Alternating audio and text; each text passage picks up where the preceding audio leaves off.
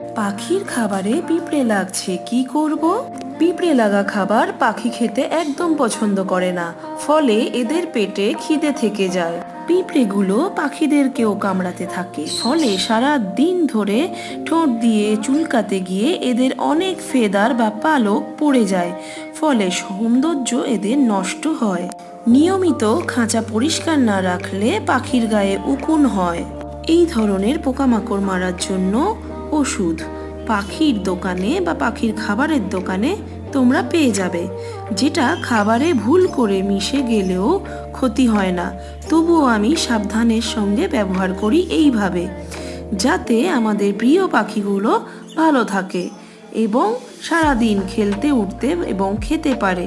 তাই জন্য তোমাদেরকে আমি এটা দেখালাম। লাভ বার্ড বা অন্যান্য পাখিদের ক্ষেত্রেও তোমরা এইভাবে পাউডারটা ব্যবহার করতে পারো।